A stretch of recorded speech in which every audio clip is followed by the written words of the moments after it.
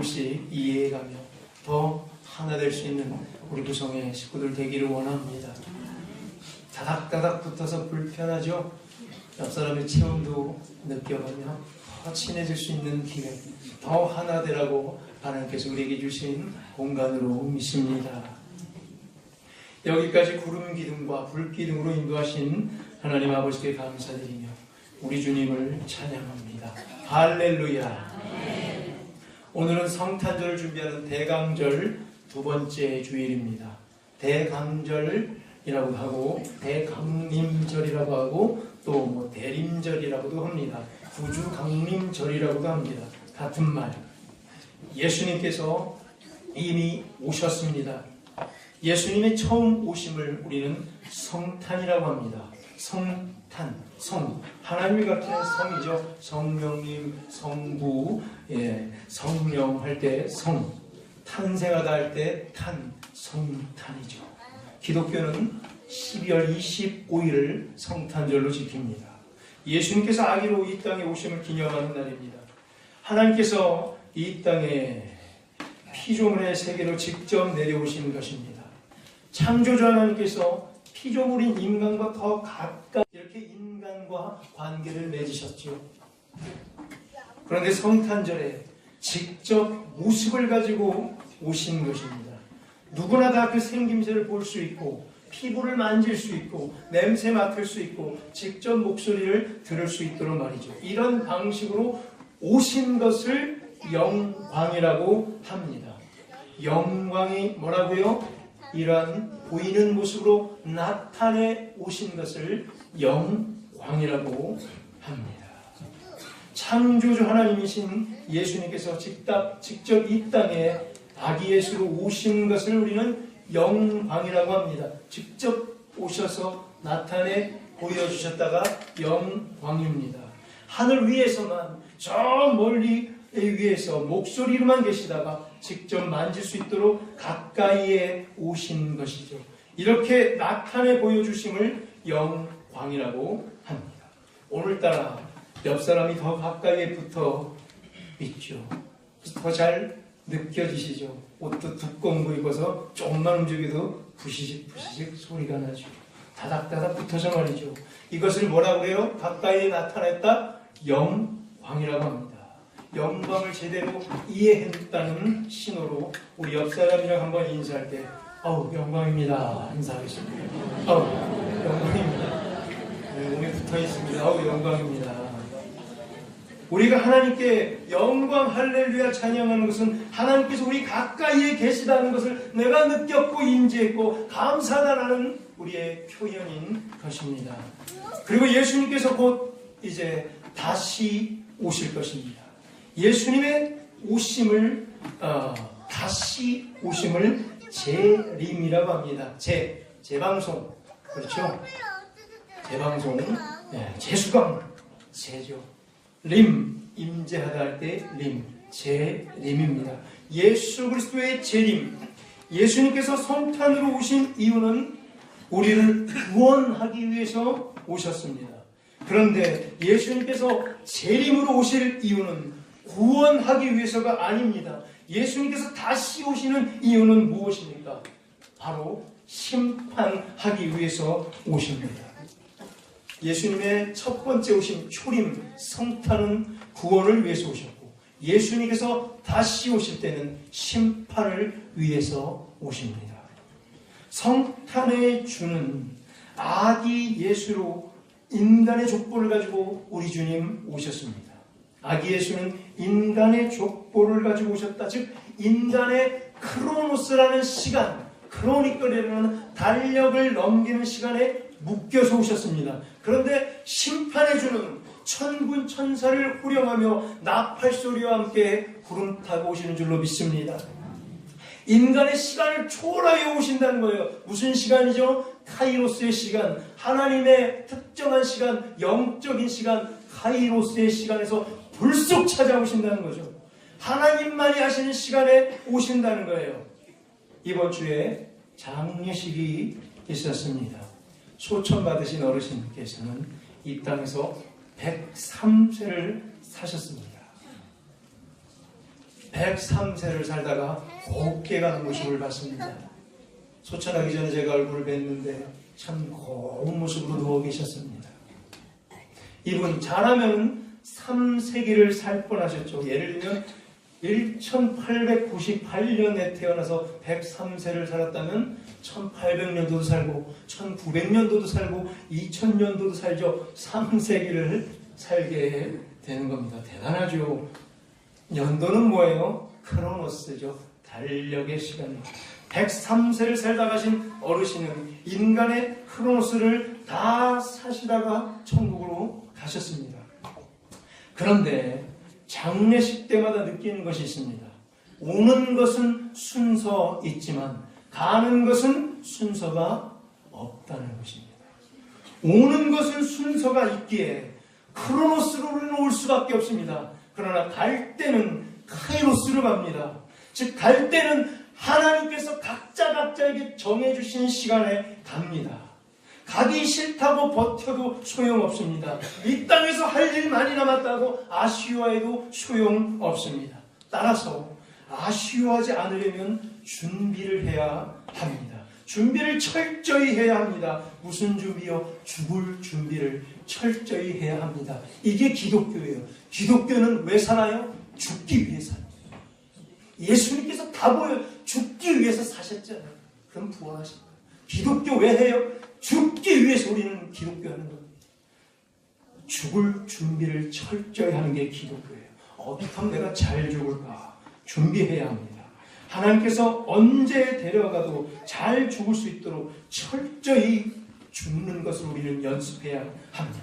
오늘 읽은 성경 본문은 10명 처녀, 즉 10처녀의 비유입니다. 비유죠. 비유라고 예수님께서 천국을 설명하기 위해서 이해하기 힘든 그 천국을 인간들에게 설명해 주기 위해서 여러 가지 예를 들 때 비유법을 많이 사용했죠.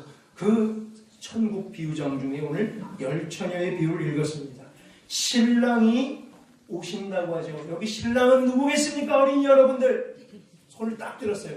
예수님. 그렇죠. 신랑은 예수 그리스도죠. 예수님께서 오신답니다. 즉 예수님께서 다시 오신다. 신랑이 오신다. 혼인잔치에 오십니다. 혼인잔치는 무엇일까요? 천국잔치죠. 심판을 이기고 천국에 들어가는 잔치입니다.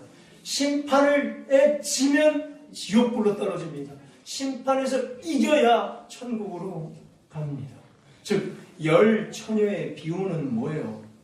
죽을 준비를 잘하라는 비유예요. 10명의 처녀 중에 5명은 죽을 준비를 잘해서 혼인잔치, 즉 천국잔치에 들어갔습니다.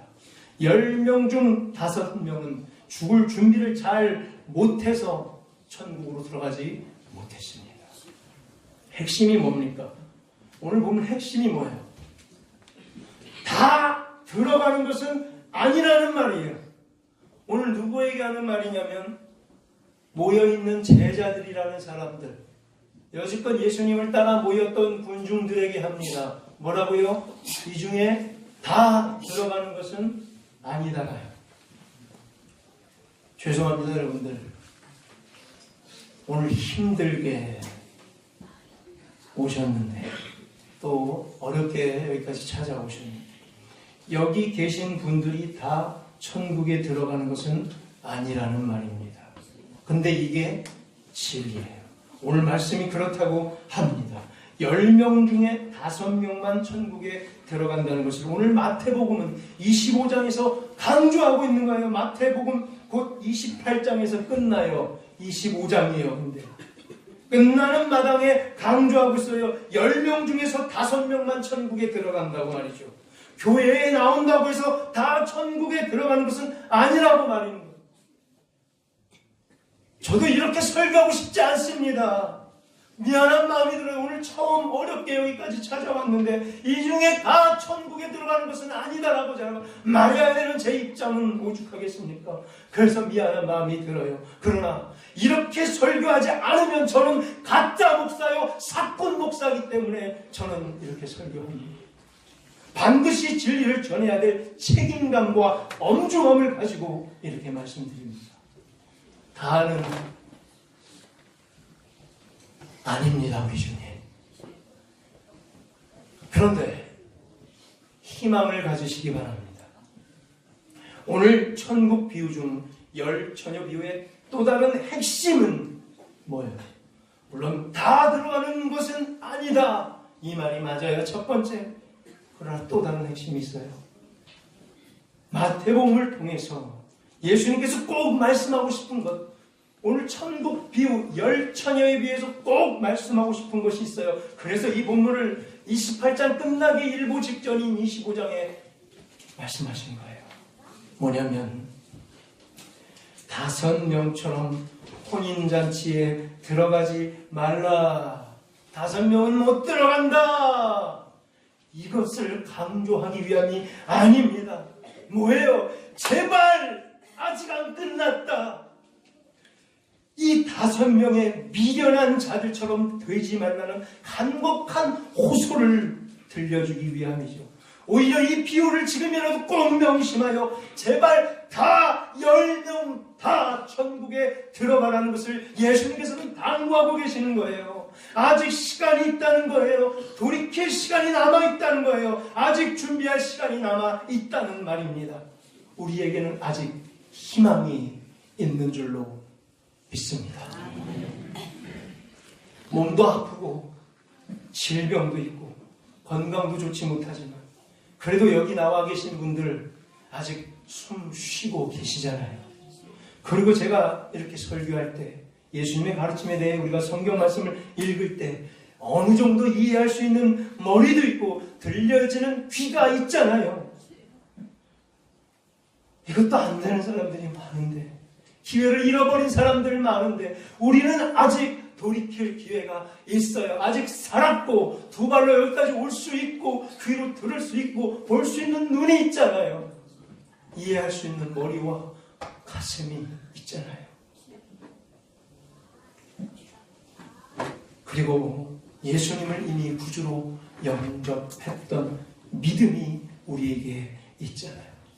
혹은 우리 중에 지금 막 영접하고 있는 믿음이 있잖아요.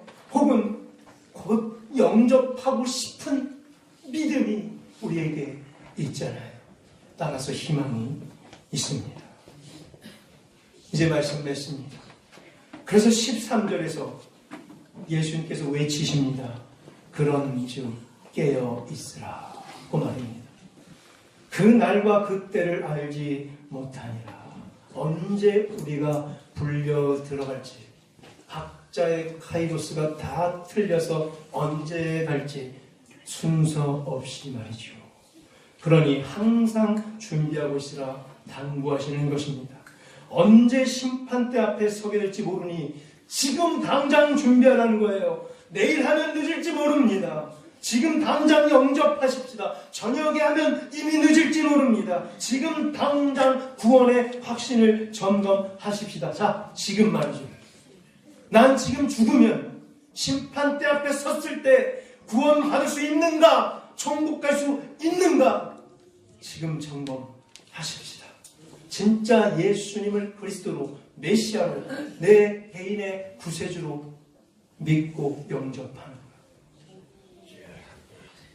미련한 자들처럼 기름이 다 없어진 것을 깨닫지 못하고 준비하지 못한 채, 즉 미련한 자들처럼 교회는 나왔는데 아무 믿음 없이 여기 거저 앉아있다 갈 거라면 아직 준비되지 못한 거죠. 혼인잔치에 들어가지 못하는 사람, 우리 중에 아무도 없기를 간절히 축원합니다. 우리 모두 다 깨어있으라는 예수님의 당부를 경청하는 준비된 성도님 되기를 간절히 축원합니다. 믿음의 기름을 철저히 잘 준비하여 신랑 되신 예수 그리스도께서 다시 오실 때 언제든지 맞이하는 복된 인생길 다 되시기를 우리 주님 예수 그리스도 이름으로 간절히 축원합니다.